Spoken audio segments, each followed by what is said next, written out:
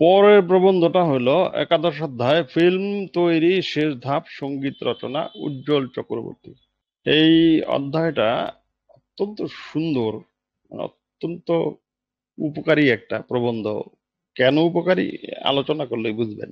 কখনো কখনো ঘটনা, সংলাপ, অভিনয়, প্রকৃতি এরা সবাই মিলে একজোট হয়েও পরিচালকের প্রার্থিত আবেগের মাত্রায় পৌঁছে দিতে পারে না দৃশ্যকে।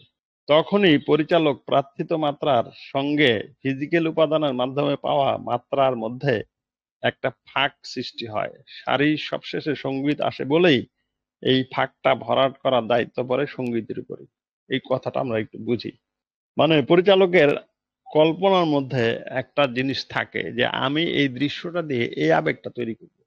ধরেন আমি এই দৃশ্যটা দিয়ে দর্শককে হাউমাউ করে কান্দাবো। এখন সেটা আমি শুটিং করলাম, সেখানে একটা ঘটনা তৈরি করলাম, সেই ঘটনাটা ঘটলো, সেটা অভিনেতা অভিনয় করলো, সেখানে খুব দারুণ দারুণ সংলাপ আছে, খুবই হৃদয়স্পর্শী সংলাপ অভিনেতা ফাটাই দিছে অভিনয় করে, সব আছে। এবং সেখানে আমি শুধু তার অভিনয় না, ওটার সাথে প্রাকৃতিক কিছু ঘটনা যোগ করলাম। ঠাডা বললো, ওখানে হইতে পারে জানলা বাড়ি দিল, ঝড় এসে পড়লো, নানা ধরনের কিছু যোগ করে সব কিছু একজোট কইরা দেখা গেল যে না, আমি যে আবেগটা দর্শককে দিতে চাই সেই আবেগটা এখনো হইল না। তাহলে তখন আমার হাতে একটা তুরুপের তাস আছে, সেটা হচ্ছে যে সঙ্গীত। কারণ ওটা আমার সবার শেষে, ফিল্ম তৈরির শেষ ধাপ, সঙ্গীত এখন যোগ করব। তো এই যে মানে আমি যেই আবেগটা তৈরি করতে পারি নাই, সে আবেগটা তৈরি করার ফাঁকটা যে রয়ে গেল, সেই ফাঁকটা ভরাট করবে কে? সঙ্গীত, আবহ সঙ্গীত। তাহলে ওইটা দায়িত্ব হয়ে গেল মিউজিক ডিরেক্টরের। আচ্ছা, বুঝে গেলাম যে মিউজিক ডিরেক্টর আসলে কি করবে। তাহলে সঙ্গীত পরিচালককে কি বুঝতে হবে? পরিচালকের প্রার্থিত আবেগের মাত্রাটি ঠিক কি, মানে পরিচালক সেই জিনিসটা কি চাইতেছে, আবেগের কোন জায়গাটা নিয়ে হাউ মাউ করে কান্দা চাইতেছে, ওকে এটা বুঝতে হবে যে হ্যাঁ পরিচালক চাইতেছে হাউ মাউ করে দর্শক কান্দা দিবে। তাহলে আমি এখানে একটা এমন একটা মিউজিক লাগাবো, ওই মিউজিকটা শুনেই যেন হলের মধ্যে কান্নাকাটি পড়ে যায়। এটা একটা মাত্রাটা বুঝতে হবে যে কোথায় কি করতে যাচ্ছে। আরেকটা হচ্ছে ফিজিক্যাল উপাদানের সমন্বয় তার কতটা দিতে পেরেছে। মানে এই যে হাউমাউ করে কান্না তৈরি হবে, সেটা সবকিছু এখানে যা যা আছে এখন মিউজিক ছাড়া, এগুলো কতটুকু দিচ্ছে আর কতটুকু ফাঁক আছে, এবং কোথায় কোথায় ফাঁকটা থেকে গেছে, সেই ফাঁকটা আমি, ওই ফাঁকের জায়গাটা আমি মিউজিক দিয়ে ভরবো। এই জিনিসটা কাকে বুঝতে হবে? সঙ্গীত পরিচালককে বুঝতে হবে, যে বেটা মিউজিকটা বানাবে। তাহলে একমাত্র পরিচালকের পক্ষেই সবচেয়ে নিশ্চিতভাবে বলা সম্ভব কোন কোন দৃশ্য তার প্রার্থিত মাত্রাকে ছুঁতে পারেনি। এটা তো পরিচালকই জানে, আর তো কেউ বলতে পারো না। তাহলে তার থেকে জানতে হবে যে আপনি কোন কোন দৃশ্যে আপনি যেটা চাইতেছেন ওটা হয়নি এখনো, ওইটা মিউজিক দিয়ে করবেন। কারণ পরিচালকের চাওয়াটা মাঝে মাঝে আশ্চর্যজনক ভাবে কাহিনীর বাইরে থেকে আসতে পারে, যেটাকে অন্য কোনো মানুষের কল্পনা করাই শক্ত। অর্থাৎ আপাতভাবে যেটা অপ্রাসঙ্গিক সেটা আছে শুধু পরিচালকের কল্পনায়, হ্যাঁ হতে পারে। যেমন ধরুন আমরা ওই যে ইয়ের দৃশ্যটা দেখেছি, মেঘে ঢাকা তারার দৃশ্যটা, যেখানে দেখা গেছে মেয়েটা নেমে আসছে সিঁড়ি দিয়ে, ওখানে একটা চাবুকের শব্দ আমরা শুনছি। ওখানে চাবুক কোত্থেকে আসলো? কিসের চাবুক? চাবুকের শব্দ শুনছি। এবং ওইখানে ওর অভিনয়টা, ও যে পিঠ বাঁকা করে নামতেছে, তখন মনে হচ্ছে ওর পিঠের মধ্যে চাবুক দিয়ে বাড়ি দেওয়া হচ্ছে, যার ফলে ওই চাবুকের শব্দটা তখন আমাদের মনে হয় যে ওই মেয়েটার পিঠের মধ্যে চাবুক পড়ছে। এবং এই জিনিসটা পরিচালকের কল্পনায় না থাকলে ওইখানে এই চাবুকের শব্দটা যোগ করার কোনো অর্থই নেই। তার মানে অভিনয় করার আগেই, ওই অভিনেত্রীকে অভিনয় করানোর আগেই পরিচালক জানতো যখন আমি চাবুকের শব্দ ব্যবহার করব, এই জন্য অভিনেত্রীকে ওইভাবে অভিনয়টা করতে গেছে। মেঘে ঢাকা তারা দৃশ্যটা আপনাদের নিশ্চয়ই মনে আছে, সিঁড়ির দৃশ্যটার কথা বলছি। তাহলে ঘটনা, সংলাপ বা ছবি যা বলে উঠতে পারে না, শুধু সেটুকুই বলতে হয় আবহ সঙ্গীতে, তার বেশি নয়।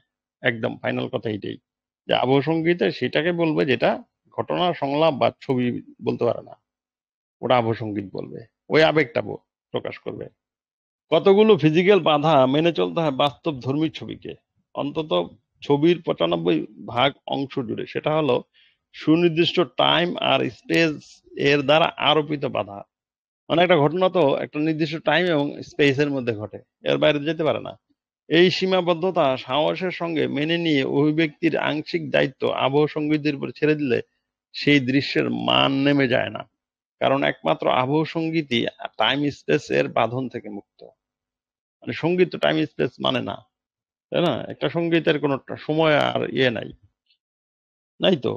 এটা কোন সময় বা কোন জায়গায় এটা এইসব নাই। তো এইটা এটা ছেড়ে দিতে হয় এই জন্য সঙ্গীতের উপরে। তাহলে স্তম্ভগুলো ইচ্ছাকৃতভাবে ছবি তৈরির যে কোনো স্টেজে নিয়ন্ত্রণ করা যায়, ফলে পরিচালক আবহ সঙ্গীতের জন্য বিশুদ্ধ গ্যাপ তৈরি করতে পারেন, যেখানে সঙ্গীত অন্য কোনো ফিজিক্যাল উপাদানের সঙ্গে জড়িয়ে গিয়ে জয়া খিচুড়ি পাকিয়ে যাবে না। আচ্ছা, এখানে উল্টা কথাটা বলা হচ্ছে। সেটা হলো যে বলতেছিল তখন এত কিছু ঘটানোর পরেও পরিচালক এসে দেখলো যে সেই আবেগটা পৌঁছতে পারে নাই। আবার যদি সবকিছু ঘটায় সে আবেগটা সে পৌঁছে যেতে পারে, তাহলে তো সঙ্গীত লাগে না। কিন্তু সে চাইছে যে সঙ্গীত ব্যবহার করবে।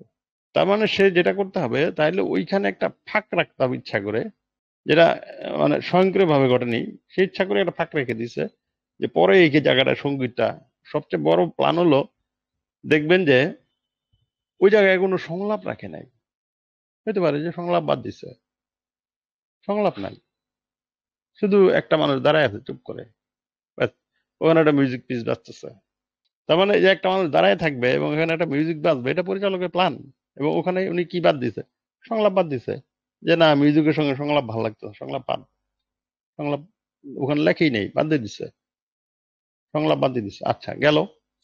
আরেকটা হচ্ছে, হইতে পারে এমন যে ক্লোজ আপ সিন ছিল, ক্লোজ আপে মিউজিকটা ভালো লাগছে না, তো কি লং শটে রাখো। লং শট হেঁটে হেঁটে যাচ্ছে একটা লোক, একেবারেই নীরবে, একটা খালি একটা রাস্তা, কোনো মানুষ নাই, আস্তে আস্তে হেঁটে যাচ্ছে, একটা মিউজিক বাজছে, স্যাড মিউজিক বাজতেছে। এবং পরিচালকের মনে হয়েছে যে এই দৃশ্যটার সাথে একটা স্যাড মিউজিক দিলে এই দুঃখটা, তার দুঃখটা মানুষ বুঝবে সহজে, সহজে বুঝবে, এবং এই জায়গায় মিউজিক দিব। সুতরাং উনি লং শটটা প্ল্যান করছে যে এই লং শটটার মধ্যে আমি মিউজিকটা দিব। তার মানে মিউজিকটার প্ল্যান আগে থেকেই করা। আরেকটা হলো, আবহ সঙ্গীতকে পূর্ণভাবে প্রকাশিত হতে গেলে অন্তত একটি ফিজিক্যাল উপাদানকে সচেতনভাবে খর্ব হতে হবে।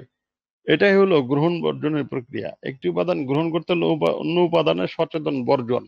দেশু উজালাতে এই খর্বতাটা ছিল মানুষের মুখ, পথের পাঁচালীতে সেটা ভয়েস। আচ্ছা, আমরা এই দুইটা দৃশ্য দেখবো, এই দুইটা দৃশ্য দেখবো। প্রথম হলো দেশু উজালা, একটা সিনেমা আছে, এটা হলো কুরোসাওয়ার সিনেমা। এই দৃশ্যটা হচ্ছে একটা ঝড়ের দৃশ্য। শব্দ কি শুনতে পাচ্ছেন কিনা?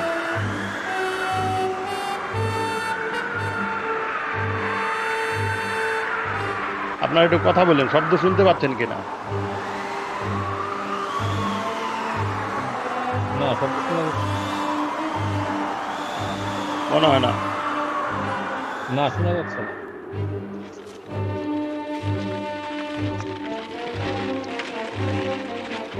শোনা যাচ্ছে না।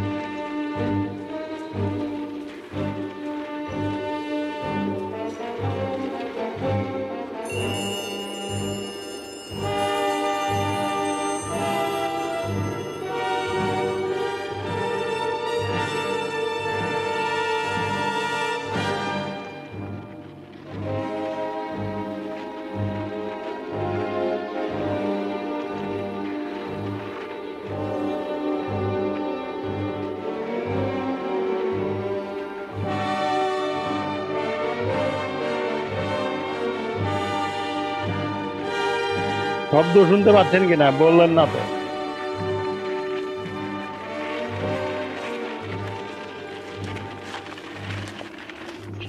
না, আমি কিন্তু শুনতে পাইছি খুব হালকা। Вперед! Вперед! Не останавливаться! বললাম এই ভিডিওটার শব্দ কি শুনতে পাচ্ছেন কিনা? আমি শুনতে পাইছি খুব হালকা। আচ্ছা, হালকা। আপাতত এইটুকুই সন্তুষ্ট থাকতে হবে। এটা হলো একটা জরিপ দল, যারা একটা জায়গায় জরিপ করতে যায় এবং সেইখানে, মানে সৈনিকদের দল, সেইখানে একটা শিকারী একটা দল থাকে, একটা লোক থাকে, তার নাম দেশউজালা। সেই ভদ্রলোককে নিয়ে এই সিনেমাটা। একটা প্রচন্ড সংগ্রামের গল্পই বলা যায় এক অর্থে। তো সেই সিনেমাটাতে এই জায়গাটায় যখন এরা ঝড়ের সঙ্গে লড়তেছে তখন যে মিউজিকটা বাজতেছে সেই মিউজিকটা কিন্তু অনেকটা যুদ্ধের মিউজিক, যদিও এটা যুদ্ধ না। কিন্তু কেন ওখানে যুদ্ধের মিউজিক দিচ্ছে? দিচ্ছে এই জন্য যে এরা তো লড়ছে, আসলে প্রকৃতির সঙ্গে লড়ছে, এই জন্য ওখানে ওই ধরনের মিউজিক ব্যবহার করা হয়েছে। এটাই বলতেছে যে, এবং এইখানে উনি যেটা বলতেছে যে এই প্রবন্ধে কি বলতেছে, আমরা প্রবন্ধটা যাই। প্রবন্ধে উনি বলতেছে, এই দৃশ্যটা ভালো করে খেয়াল করছেন, ডেসুয়ালতে এই খর্বতাটা ছিল মানুষের মুখ, মানে এই দৃশ্যের মধ্যে কোনো ক্লোজ আপ নাই, কোনো মানুষের চেহারা নাই, এইটা বাদ দেওয়া হয়েছে। এই বাদ দেওয়া হয়েছে সচেতন ভাবেই, যাতে করে এই মিউজিকটা ব্যবহার করা যায়। এ হচ্ছে ওনার অবজারভেশন। আর পথের পাঁচালীতে যে দৃশ্যটা আমরা বিখ্যাত, যে দৃশ্যটা দেখি, ওই দৃশ্যটা আমরা একটু দেখবো এখন, যখন ওই দুর্গা মারা যাওয়ার পর বাবা ফিরে আসছে। এই দৃশ্যটা সেইটা, দৃশ্যটা আমরা দেখি।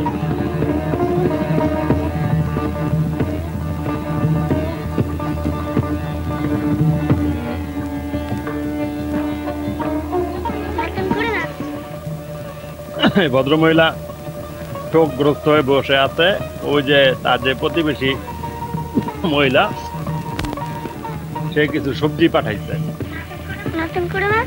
এবং মিউজিক দেখেন, মিউজিক ধুমধুম করে মিউজিক বাজতেছে, মিউজিক বাজতেছে। এই যে মেয়েটা চলে যাচ্ছে, মিউজিক বাজতেছে, গেল গেল গেল। এই যে এখানে হরিহর ফেরত আসতেছে, মিউজিক বন্ধ হয়ে গেল, কোনো মিউজিক নাই, লোকটা হেঁটে হেঁটে আসতেছে, অপুকে ডাকলো। এখন একটা প্রতিক্রিয়া তৈরি হলো এই মহিলার মধ্যে।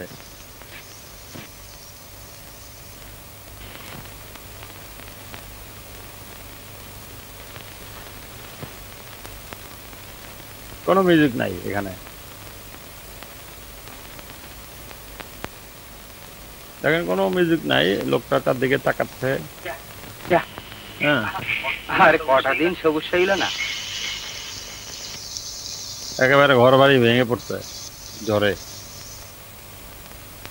তাই না?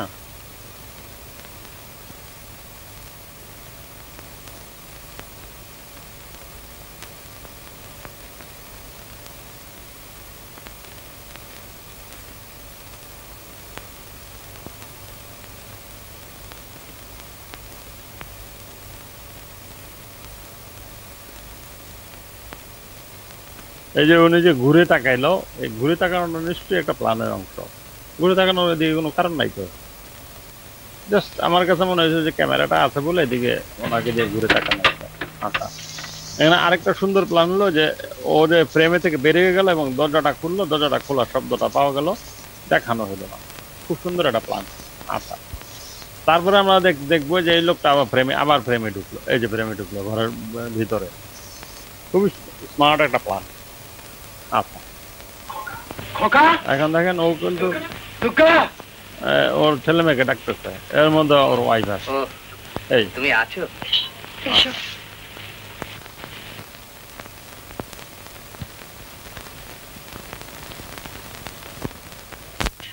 একদম ক্যামেরা উল্টা দিকে চলে গেছে কিন্তু।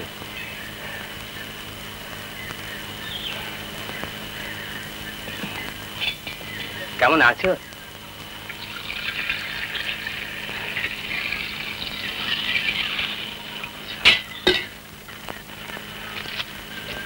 এরা সব বেরিয়েছে বুঝি?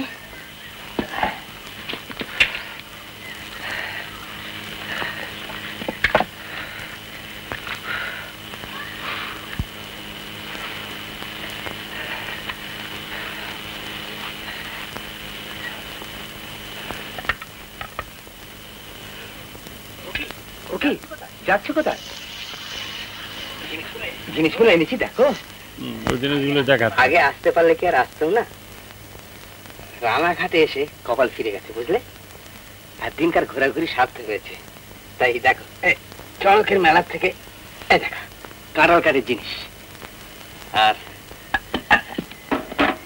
লক্ষ্মীর পট আনতে বলেছিলে, এই দেখো কেমন কাঁচ দিয়ে বাঁধিয়ে এনেছি।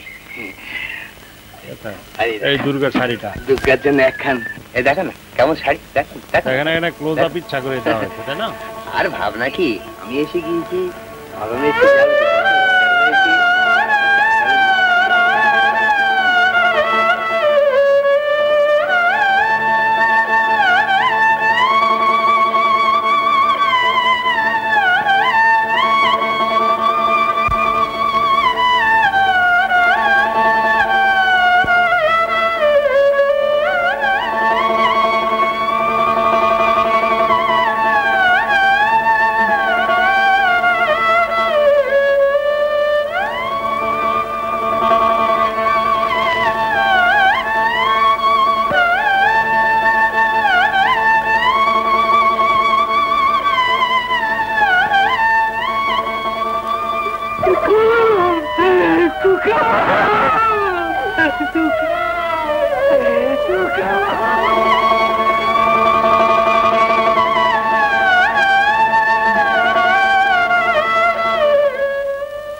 আচ্ছা, এইখানে উনি যেটা বলছে যে এইখানে এই বাদ দিছে আসলে কোনটা, সচেতন ভাবে বর্জন, এইখানে বর্জনটা কোনটা আসলে এই দৃশ্যে?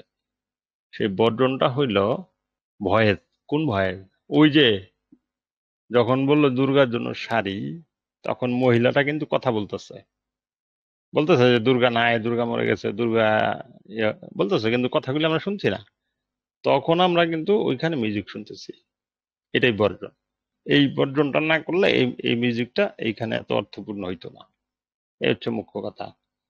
তার মানে আরেকটা কথা, এখন আমরা অন্য কথায় চলে যাই। তার মানে হইলো যে আপনি যখন মিউজিক যোগ করবেন তখন কোনো কোনো একটা উপাদান ওখানে কমায় দিবেন, তাহলে কি হবে, ওই মিউজিকটা পারফেক্টলি ওই জায়গাটায় ভালো লাগবে দেখতে। সেটা কোনটা আপনি বাদ দিবেন, কোন উপাদানটা বাদ দিবেন, সেটা আপনার বিষয়। কিন্তু যদি মনে হয় যে কোন একটা উপাদান আপনি বাদ দিয়ে দিবেন, মিউজিকের বিকল্প হিসেবে বাদ দিতে পারেন। এটাই হলো ওনার ওনার মানে আলাপ।